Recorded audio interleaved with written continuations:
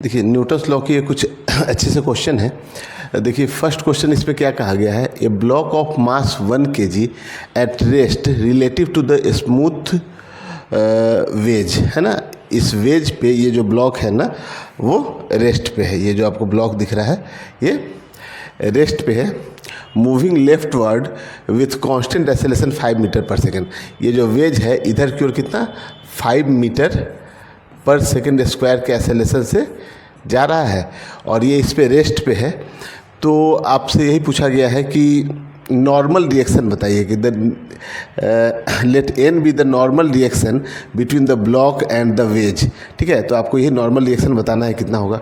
तो देखिए इस पे जो नॉर्मल रहेगा ना, इस नॉर्मल का जो डायरेक्शन होगा वो इस डायरेक्शन में होगा ऐसे।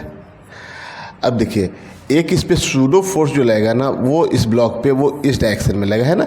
जो ब्लॉक मूव करता है जिस डायरेक्शन में, ये वेज जो मूव कर रहा है उसके अपोजिट डायरेक्शन में एक सूडो फोर्स लगेगा। मतलब कि यहाँ पे एक MA लगेगा आपको सूडो फोर्स इधर, है ना। इस ब्लॉक का मास जब 1 kg है ना तो M की वैल्यू कितनी दी गई है 1 kg है। ठीक है, अच्छा इस ब्लॉक का खुद का अपना एक mg नीचे की ओर लगेगा, एक mg जो है वो नीचे की ओर लगेगा। इस नॉर्मल का 2 कंपोनेंट होगा, एक हॉरिजॉन्टल डायरेक्शन में इधर और एक वर्टिकल डायरेक्शन में इधर, है ना। अब देखिए ये एंगल थीटा है तो इस हिसाब से आपका ये वाला एंगल थीटा होना चाहिए। फिर ये 90 माइनस थीटा होगा तो फिर से ये जो एंगल हो जाएगा ना वो थीटा हो जाएगा। तो जब ये थीटा होगा तो इसको हम लोग क्या बोलेंगे n cos थीटा, और ये कितना हो जाएगा n sin थीटा। ठीक है ना। तो यहाँ से इक्वेशन हम लोग देखें। अब जब ये ब्लॉक जो है रेस्ट पे है ना तो हम लोग ऐसा लिख सकते हैं कि जो n cos थीटा होगा, या फिर पहले लिखिए n sin थीटा, तो n sin थीटा की जो वैल्यू होगी वो MA के बराबर है और जो n cos थीटा की वैल्यू है वो mg के बराबर है। ठीक है ना। तो ये 2 इक्वेशन आपका आ गया। ठीक है, चलिए अब देखिए तो ये 2 जब इक्वेशन है आपका तो हम लोग क्या करते हैं कि हम लोग को निकालना n है। तो हम लोग क्या कर रहे हैं ना यहाँ पे कि दोनों साइड स्क्वायर करके और ऐड कर लेते हैं। तो यहाँ से हम लोग लिख सकते हैं कि n sin थीटा का square plus n cos theta का square is equal to MA का स्क्वायर और प्लस MG का स्क्वायर। अब यहाँ से देखिए n स्क्वायर अगर आप दोनों से कॉमन ले लें तो sine square theta plus cos square theta कितना हो जाएगा 1। यहाँ से भी हम लोग m स्क्वायर को अगर कॉमन ले लें तो कितना बचेगा A square plus G square.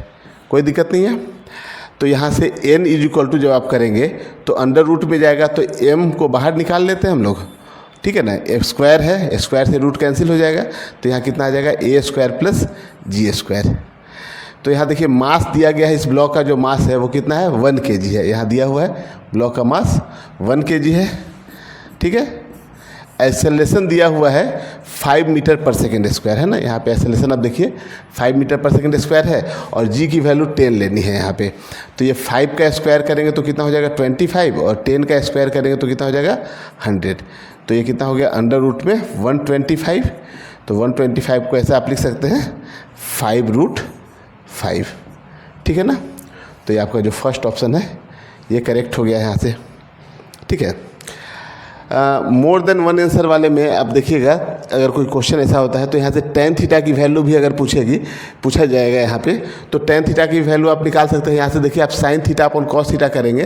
ठीक है ना, तो n से n कैंसिल हो जाएगा तो कितना आ जाएगा यहाँ से। अगर देखिए अगर हम लोग tan थीटा भी निकालें तो n से n को कैंसिल कर ले तो tan theta is equal to देखिए m से m भी कैंसिल हो जाएगा तो tan theta is equal to कितना हो जाएगा A/G, और A की वैल्यू 5 है और G की वैल्यू 10 है तो यह कितना हो जाएगा 1/2। तो theta is equal to tan inverse 1/2।